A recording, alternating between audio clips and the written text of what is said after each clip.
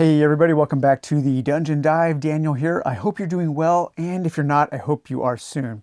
Okay, do you want to play Runebound 2nd Edition, but you only have enough space to store a game in your pocket? Well, then have I got the solution for you. And today we are going to take a look at Judgment of the Realm Lords. This is a new Mint 10 game from Game Shrine. We recently covered their game Spacers, which is one of my favorite science fiction adventure games. I love that game so much. They sent me this as a review copy. There will be a crowdfund sale coming up in the month of May on the Game Crafter. And man, this game is really cool. It is highly inspired by Runebound 2nd Edition, and I think you'll see that as we take a look at the game. So this is Judgment of the Realm Lords, a solo fantasy adventure game. And there is a lot of game packed into this little tin. I think they've done a really great job. And so we'll take a look at all the stuff you get. And I really only have kind of one critique. I would like to see just a little bit more in terms of adventure, but I think that could be very easily remedied by only 6 cards. So let's take a look at this game. Okay, so yes, there is a lot packed into this box. You have to get a little creative in how you cram everything back in, but it does fit. On the rule pamphlet, I actually clipped the corners to round them off a little bit, just so it fits a little nicer on top of everything. So let's take all this stuff out here and take a look at it. We'll set up the game and talk a little bit about how it's played and probably do some, at least 1 or 2 sample turns. This is not a teach video. The designer on their YouTube channel does have a teach video. So we have 3 decks of small cards here, and these are loot cards. Let's see if I can get those out here. Yeah, I mean, this box is just jammed full of stuff. Actually, I'm going to just dump everything out real quick in my hand like that. Make kind of a big mess of everything. But yeah, you do have to kind of cram everything back in there. But rest assured, everything does fit back into that small mint tin. So we have weapon cards, we have armor cards, and we have trinket cards. And so these are loot items that you can buy when you go to the various towns. I mean, how cool is this? Little tiny loot item cards. So weapons, we have a cursed blade, the barbed spear, a mace of storms, a flashing blade, the sage's staff, the wing blade, lots of cool weapons. We have lots of cool armor here, chainmail, a rickety plank, a biting shield, a spiked bulwark, a gladiator vest, a soldier's shield. These little cards remind me of something that you might have gotten in a Dragon Magazine Tom Wham game or something. And all of the art and the design is done by the game designer as well, so that's super cool. And here we have trinkets. So these are like little runes and different types of magical rings that you can have equipped on your character. We also get a number of different cubes, and those cubes are color-coded like the experience gems in Runebound. So we have our green cubes there for our easy challenges. We have our yellow cubes for our slightly harder challenges, and then our blue/purple. These are definitely blue though, not like the blue-purple in Runebound, for our medium. And then our final challenges here will be represented by these red tokens. And then we have a gold token here, a gold cube to keep track of our gold. We have a couple red cubes to keep track of our health and energy, some black cubes to keep track of some combat stats. And then we also have 3d6. We have a little plastic mini to keep track of your hero for when you are moving around on the map. We have a few large cards, and so these color-coded cards here, they will correspond to the experience cube color, and these are the different monsters that you will fight. Each one of these is double-sided. So you have 6 easy, 6 slightly harder monsters, 6 medium monsters, and then 6 realm lords. Is that what they're called? The realm lords, yes. And the object of the game is in a certain number of rounds, you need to either defeat 3 normal realm lords or the ultimate realm lord, the Death Lord. And if you do one of those things before the game runs out of time, then you have successfully completed your game. We also have a few stat cards, so you'll keep track of your time here. So the Doom Clock, this uses that kind of Doom Clock solo game co-op mode variant from Runebound there. You will keep track of the difficulty and then the number of rounds, and you need to complete your quest before the game ends. We have a stat card where you can keep track of your level ups and your energy. We have a combat card here where you can keep track of your stance and the enemy's health and the tactic that you are using. We have a number of different map cards where you will build out your map that you are adventuring on. We have a number of different hero cards, and these are double-sided. So on this side, we have Lynn the Wise, we have Shavana the Dancer, we have Altheliel the Blade, Kolben the Shadow, and Kaz the Mage. And then on the reverse side, we have Hugroth the Veteran, Uleron the Duelist, Galokta the Brute, Bokran the Shaman, and Mistra the Witch. And so as you can see, each of the characters has a number of health. They have their energy or fatigue that you might find in Runebound. And then they have their ranged, their melee, and their magical stats. The first number on the faction here, that's the bonus that you get to your die roll. And then the second number is the amount of damage you do when you successfully roll your attack. And then each of the characters also has a special ability and some gold.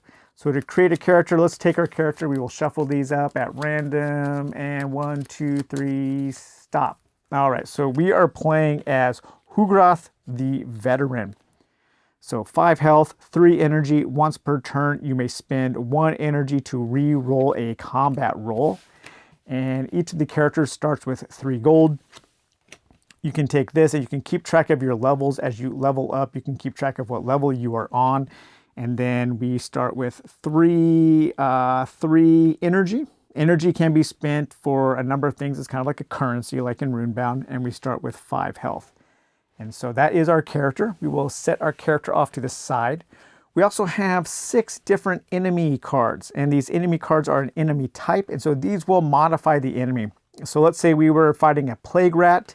Then we had this enemy type card on the top. We would roll a d6, and we would be fighting a tactical plague rat. And the plague rat will take different stances depending on their enemy type. You flip the card over, and then you will figure out what type of, what their stance is.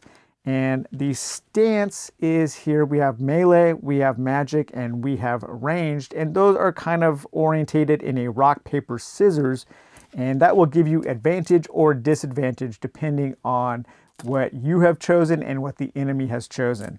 If you, a normal attack, you will roll 2d6 and add any bonuses and try to hit your target number. If you have advantage, you will roll 3d6 and take the 2 best. If you're at disadvantage, you will roll 3d6 and take the 2 worst. So that's how combat works there.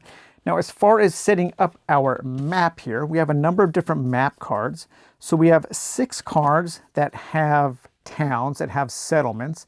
And that's where we can buy things and we can do extra things. We can heal, we can look for an extra item card, we can swap 2 gems on the table, we can fill our energy for free, we get more gold if we sell something at Gallivanton, and we have for a stat trade, you can trade your stats for 1 gold per cube. So those are the different things that you can do at the different settlements.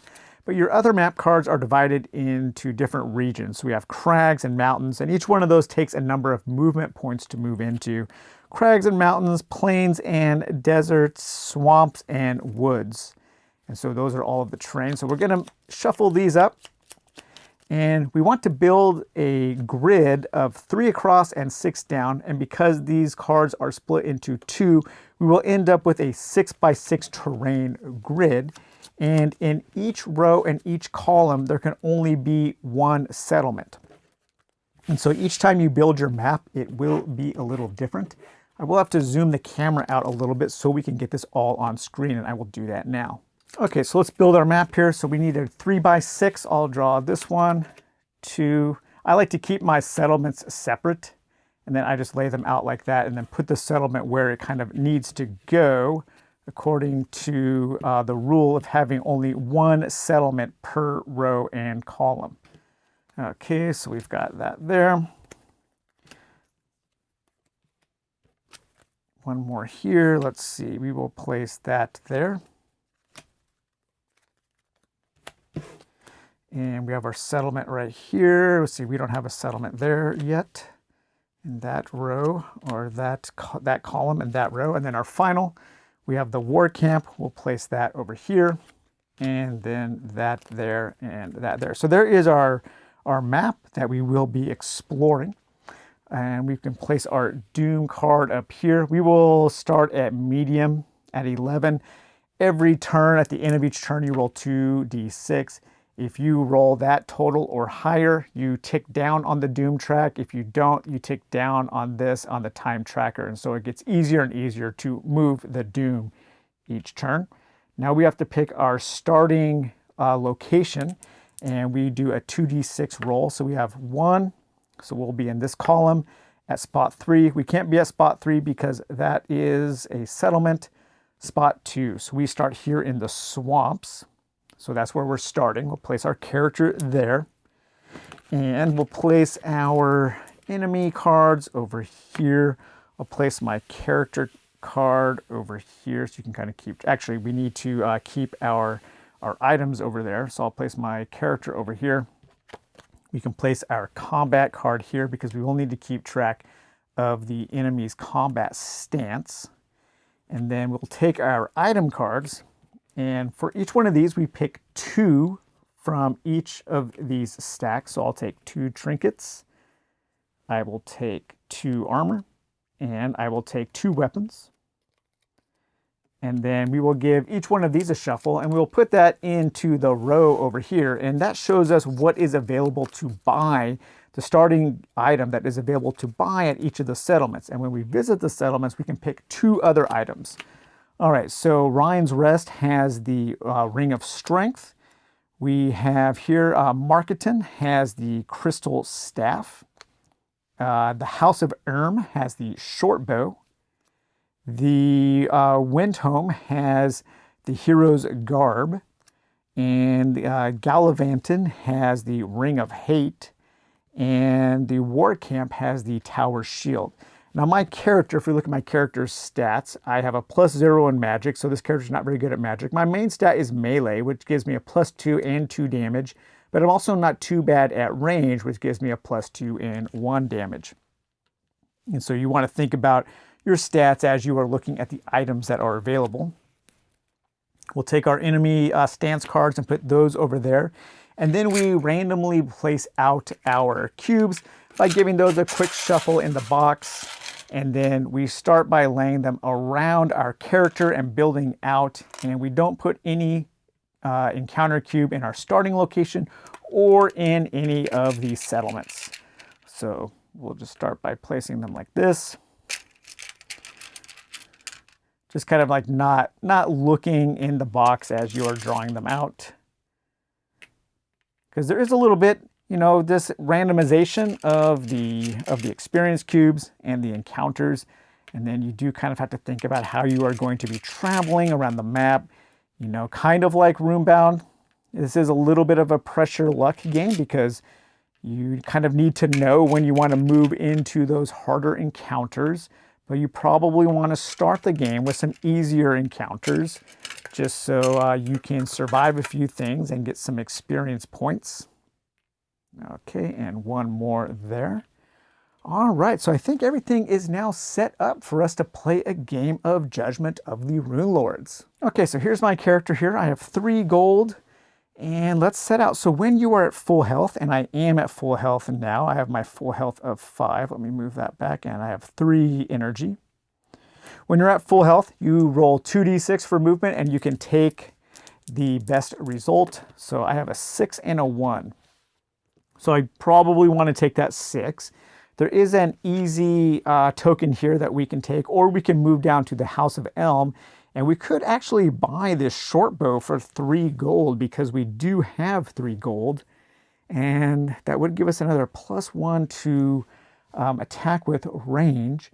But let's go ahead and grab some experience. And so if you look at the rule book here, each of the turns is, I think it's divided into 5 phases, 5 or 6. We have movement, combat, and then we have trade, we have experience, recover, and doom. And so let's do our movement phase first. Let's go ahead and move into the mountains. Now the mountains takes 4 movement points. I will use the 6 so I can move in here. Now I have 2 more so I could continue moving. You can't move diagonal, so we'll just stop there. And then we'll take our green experience cube here, and we are facing off against a green enemy. Let's roll to see which enemy we are facing off against. A 4, and we are facing off against a blood wasp. So the blood wasp has 2 health. When we defeat them, we get 3 gold. It has a target number for range of 10, for melee of 8, and for magic of 9. Now this is before combat. Test your range 8. If failed, -4 to range for the remainder of the combat. Okay, let's go ahead and do that right now. So before combat, we need to test our range. My range is 2. I roll 2d6, and I have to get an 8 or higher in order to defeat that before combat challenge. I rolled a 3, 4 plus 2 is 6, so I failed that. So range is going to be very difficult. I'm probably not going to want to attack with range. Now let's mix up our enemy type cards and see what type of blood wasp we are fighting. I'll put my green token here to keep track of the blood wasp. I will put this black cube here to keep track of their 2 health. And we are fighting against a... Let's take this enemy type card here and roll our d6, a 1. We are fighting against an aggressive blood wasp. So this tells us that the stances that the enemy is going to take is they favor melee. They have 1 range, 2 magic, and 3 melee. So we have to think about that as we choose our stance to fight against them. We can choose melee, we can choose magic, or we can choose range. Now we're at a disadvantage with range, so we probably don't want to pick range. However, each round of combat, you need to pick a different stance unless you pay 1 energy to stay on the stance that you have already chosen. So it's kind of cool. There's a little more tactical thinking, a little more strategy in the combat in this game than there is in the official big box Runebound 2nd edition. So for those of you who thought maybe the combat was a little weak in Runebound, you might actually like this. But let's go ahead and pick our stance of melee. And now we can choose our tactic. We can choose to attack or defend. If we choose to attack, we will do the damage if we overcome the challenge number. And the challenge number for this melee attack is going to be 8.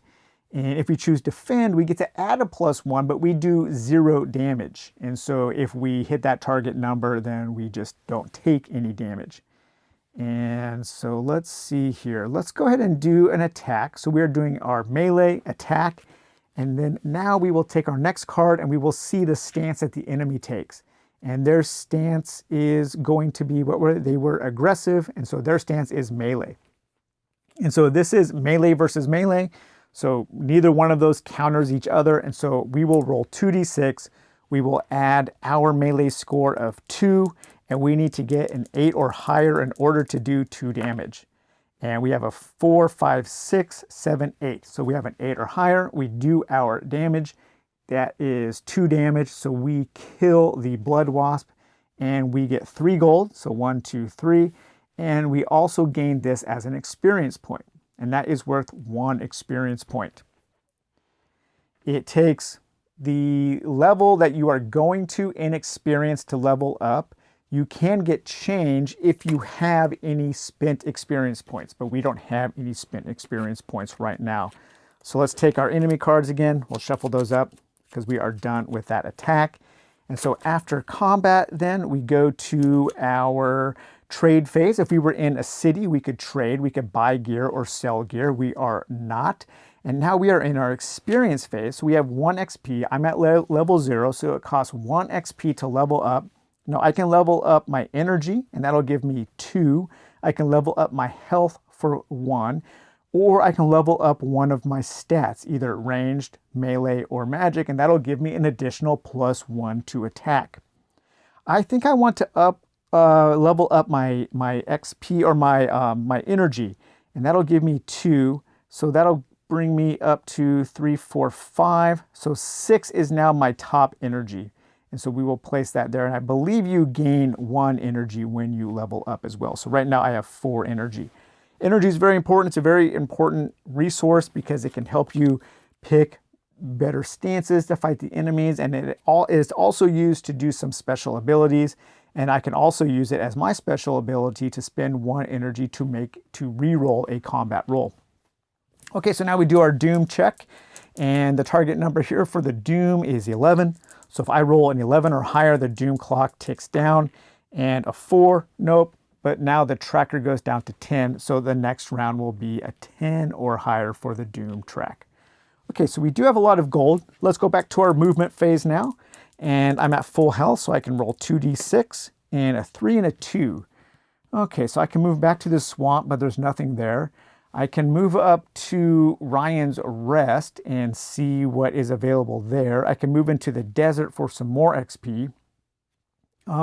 Let's go ahead and move up to Ryan's Rest. Now, at Ryan's Rest right now, we have the Ring of Strength, and that costs 7 gold. It's always active, and that gives me a +1 to my melee. But we also draw one of each of the cards that isn't represented. So this is a trinket, so we will draw a weapon, and we will draw an armor. So let's see the armor, 6 gold, +2 to all magic attack rolls. Hey, that's pretty good because my magic is lacking there.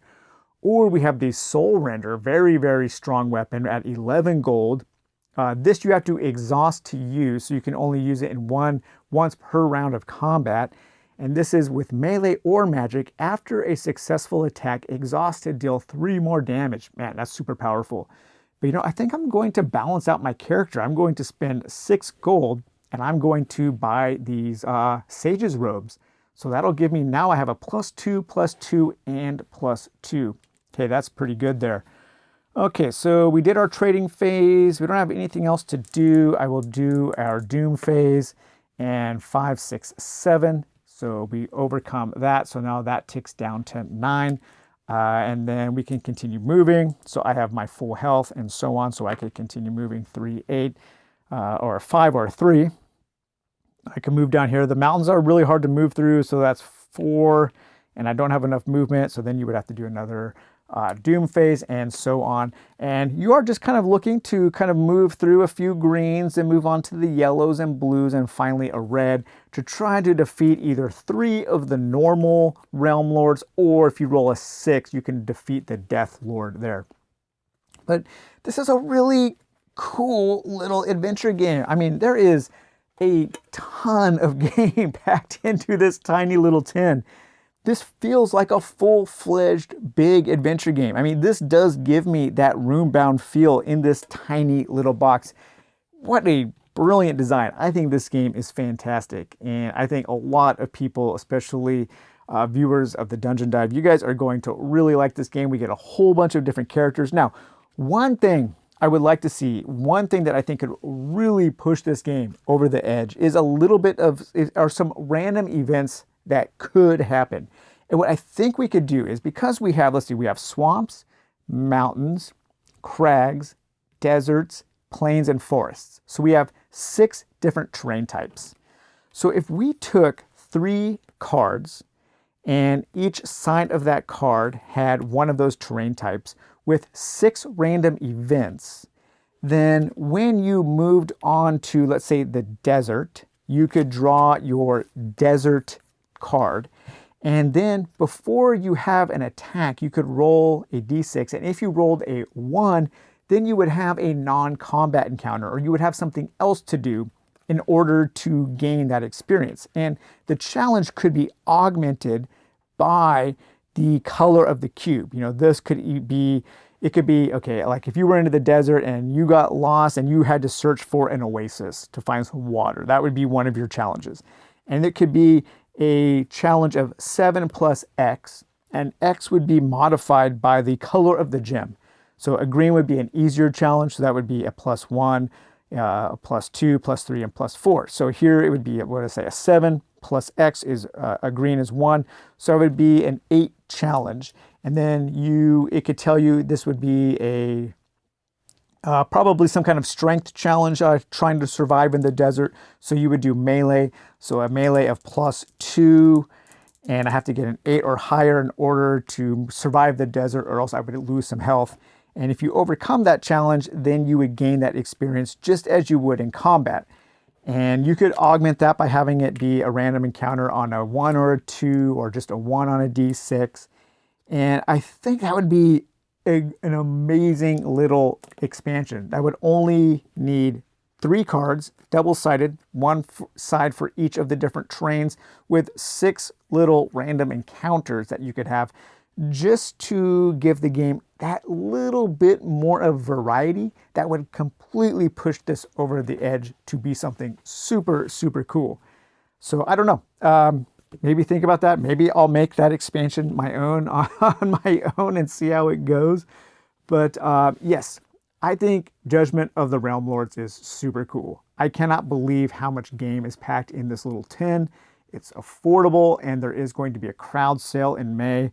And I can wholeheartedly recommend Judgment of the Realm Lords, especially for fans of these kinds of old school games like Runebound 2nd Edition, or maybe even something like Talisman. It's kind of like Talisman in a tin. It's Runebound 2nd Edition in a tin. And man, what more can you want? So, well, all right, everyone. I hope you enjoyed this review and overview of Judgment of the Realm Lords. We will talk to you later. Bye-bye.